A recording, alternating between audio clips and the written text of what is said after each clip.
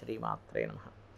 ప్రేక్షకులకి ఆ లలితాంబిక అమ్మవారి యొక్క అనుగ్రహం పరిపూర్ణంగా కలగాలని మనస్ఫూర్తిగా కోరుకుంటూ, ఆల్రెడీ మనం ఆదాయము, వ్యయము, రాజ్యపూజ్య, అవమానం గురించి వాటి గురించి మాట్లాడుకున్నాము. అయితే ఈ ఉగాది నుంచి ద్వాదశ రాశుల వారికి కూడా లేదా ద్వాదశ లగ్నాల వారికి ఏ విషయాలు చేయకూడదు, ఏ విషయాలు చేస్తే బాగుంటుంది, దేవత ఆరాధన కానీ గోసేవ కానీ ఏం చేసుకోవాలి, అదేవిధంగా కొంతమందికి జాతకం ఉండదు, అలాంటి వారికి ఏ మంత్రం చేసుకోవడం ద్వారా అమ్మవారిది ఎటువంటి ఇబ్బంది నుంచి అయినా బయటపడతారు అనేటువంటి విషయాలు మనం ఇప్పుడు తెలుసుకుందాం. మరి వృషభ లగ్నము లేదా వృషభ రాశి వారికి ఈ సంవత్సరం చెయ్యకూడనివి ఏమిటి, చెయ్యదగినవి ఏమిటి గుర్తుపెట్టుకోండి. చేయకూడనివి ఏమిటి అంటే ఒకటే గుర్తుపెట్టుకోండి, రాజకీయ సంబంధించినటువంటి విషయాల్లో జాగ్రత్తగా ఉండాలి, వాటి జోలికి వెళ్ళకపోవడం మంచిది. రాజకీయాలు, షేర్ మార్కెట్, ముఖ్యంగా సంతానం కోసం ప్రయత్నం చేసేటువంటి వారు చాలా జాగ్రత్తగా ప్రయత్నం చేయండి. అయితే మీకు నెక్స్ట్ గురువు వస్తున్నాడు రాశిలోకి, దట్ ఈస్ డిఫరెంట్ థింగ్. పంచమ స్థానాన్ని చూస్తున్నాడు, కొంతవరకు గురుబలం పెరుగుతుంది, కానీ సంతానం కోసం చేసే ప్రయత్నంలో చాలా కేర్ తీసుకోండి. నేనేమి ఇక్కడ బ్యాడ్ చెప్పట్లే, కేర్ మాత్రమే చెప్తున్నాను. జాగ్రత్త అనేది చాలా ముఖ్యం. రోడ్డు ఉంది, అక్కడ నూనె పడింది, ఏం చెప్తాం, ఏమంటే జాగ్రత్తగా నడవండి అంటాం. అంత మాత్రం చేత భయపెట్టినట్టు కాదుగా, మీరు పడిపోకుండా ఉండడానికి చెప్పినట్టు. ఇది అర్థం చేసుకోగలగాలి.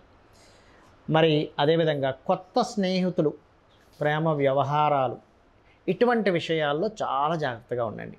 ఇవి ముఖ్యంగా మీరు తెలుసుకోవాల్సినవి, జాగ్రత్త పడవలసినటువంటి అంశాలు. నిర్ణయం తీసుకునేటప్పుడు మ్యాజికల్ ప్లానెట్ పంచమంలో ఉన్నాడు కదా, నిర్ణయం తీసుకునేటప్పుడు కొంచెం జాగ్రత్తగా నిర్ణయం తీసుకోవాలి.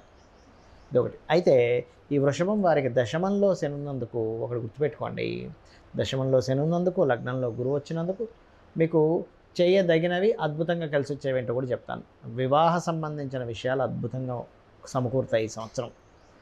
అలాగే ఉద్యోగం వస్తుంది కూడా, కాకపోతే ఉద్యోగంలో శ్రమ ఉంటుంది. ఎందుకంటే శ్రమకారకుడు దశమంలో ఉన్నాడు కదా, కాబట్టి ఎటువంటి ఉద్యోగం వచ్చినా మీరు కాదనకుండా యాక్సెప్ట్ చేయండి. మొట్టమొదటిగా గుర్తుపెట్టుకోండి, ఇది ఖచ్చితంగా చేయండి.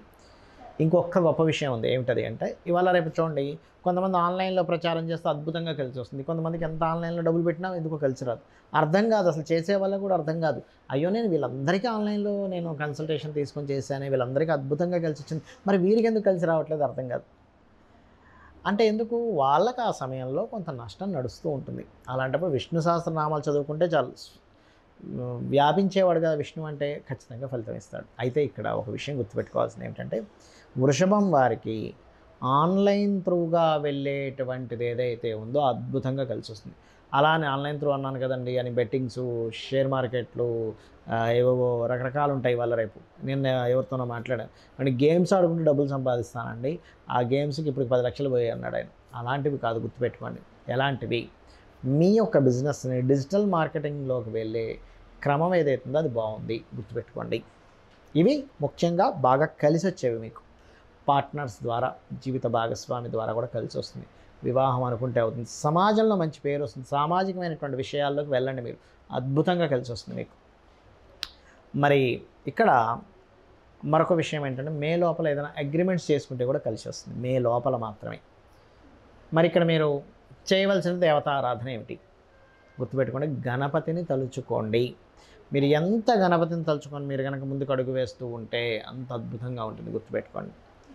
అలాగే మరొక విషయం ఏంటంటే, గణపతితో పాటు 9వ స్థానంలోకి వక్రిస్తున్నాడు కాబట్టి, ఎప్పుడు వక్రిస్తున్నాడు మనకి చూసుకున్నట్లయితే జూన్ మాసం నుంచి వక్రగతి ఉంటుంది శని భగవానుడికి. కాబట్టి జూన్ నుంచి ఒక 4.5 months ఆఫ్ టైంలో వక్రగతి ఉంటుంది.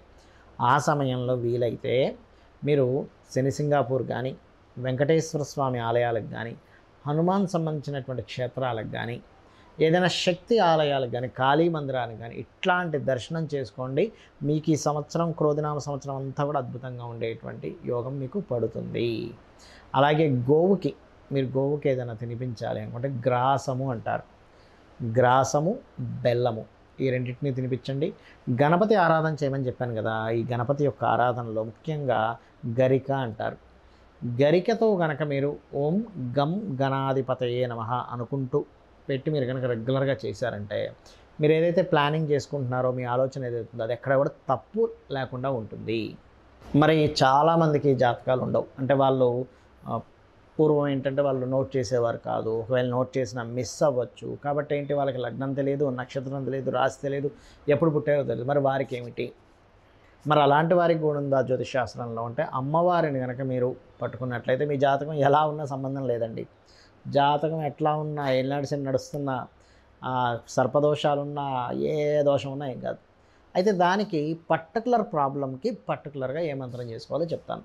ఇది కనుక మీరు చేసుకోగలిగితే, నాకు ఈ ప్రాబ్లం ఉందండి, అమ్మవారిది ఈ మంత్రం చేసుకోగలిగితే అమ్మవారే రక్షిస్తుంది. మీరేమి టెన్షన్ పడక్కర్లేదు, గుర్తుపెట్టుకోండి. ఏమిటది చెప్తాను.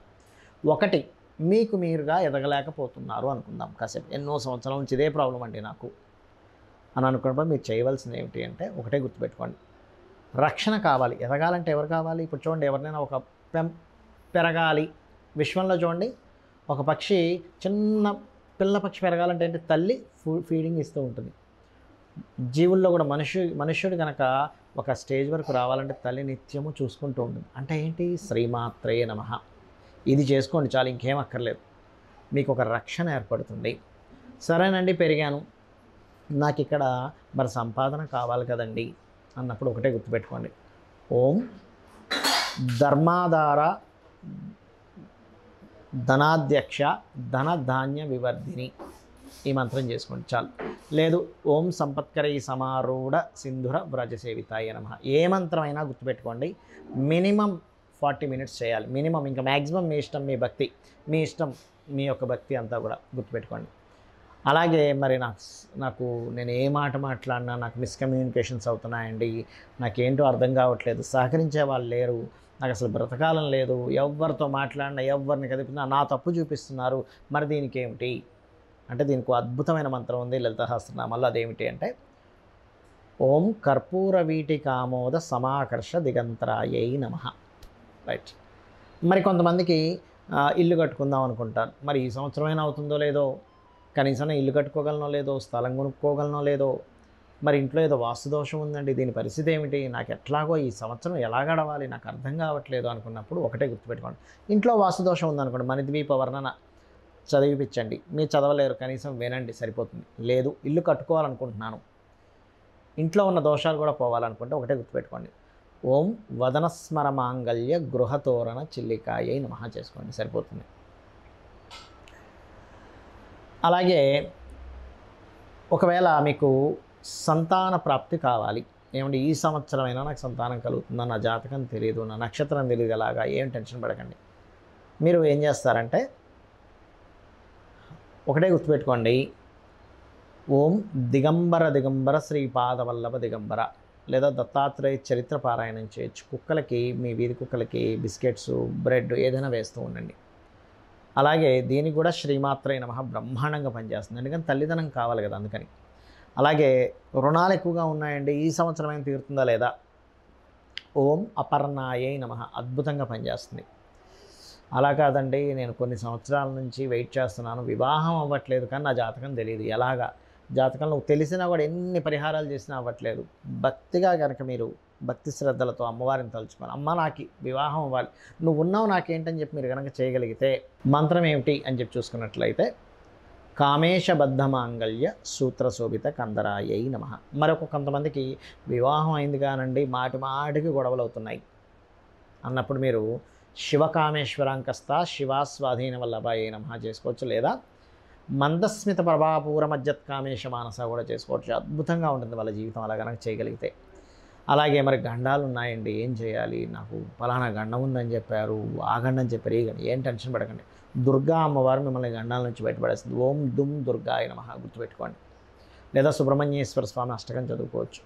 మరి నాకు మూలధనం లేదు, లేదా నేను ఒక ఉన్నత చదువులు చదువుదాం అనుకుంటున్నాను, అలాంటప్పుడు మీరు చేయవలసింది ఏంటంటే హయగ్రీవ స్తోత్రం, లేదా ఓం హయగ్రీవాయ నమః అనుకోవచ్చు, లేదా రాజరాజేశ్వరి అమ్మవారి యొక్క స్తోత్రం చేసుకోవచ్చు. ఇవి కనుక చేసుకున్నట్లయితే ఖచ్చితంగా బాగుంటుంది. మరియు దీంతోపాటు మరి ఉద్యోగం లేదండి, ఉద్యోగ ప్రాప్తి కావాలండి అని అనుకున్నప్పుడు ఒకటే గుర్తుపెట్టుకోండి, ఓం మాణిక్య మకుటాకార జానుద్వయ విరాజితాయై నమః, లేదు ఓం శ్రీమాత శ్రీ మహారాజ్ని శ్రీమత్ సింహాసనేశ్వరి నమః. ఉద్యోగం కాదండి, నాది వ్యాపారము, వ్యాపారంలో బాగా లాభాలు రావాలి, ఏం చేయాలి, ఒకటే గుర్తుపెట్టుకోండి, తమలపాకులు చక్కగా ఒక 21 కానీ 41 కానీ తమలపాకులు అమ్మవారి దగ్గర పెట్టి ఒక మంత్రం చెప్తాను. ఏమిటది అంటే ఓం ఇంద్రగోప పరిక్షిప్త స్మరతూనాభజంగికాయే నమః అని ఇచ్చేసి ఒక 40 మినిట్స్ చేయండి అమ్మవారి దగ్గర పెట్టి. అమ్మవారు ప్రసాదంగా తీసుకుని వాటిని మనకి చూడండి తోరణం కట్టినట్టుగా మీ యొక్క షాపుకో మీ ఆఫీస్కో దేనికైనా తోరణంలా కట్టండి. అమ్మవారి శక్తితో మీకు ఆకర్షణ శక్తి వస్తుంది. ఎన్ని రోజులు చేయాలి, మీకు అభివృద్ధి ఎంతవరకు అయితే అన్ని రోజులు చేయండి. అడగంగా మనకు ఆకలి వేసినప్పుడు ఎన్ని మెతుకులు తినాలండి, అడగంగా ఆకలి తీరే వరకు ఎలా తింటాం, ఇది కూడా అంతే.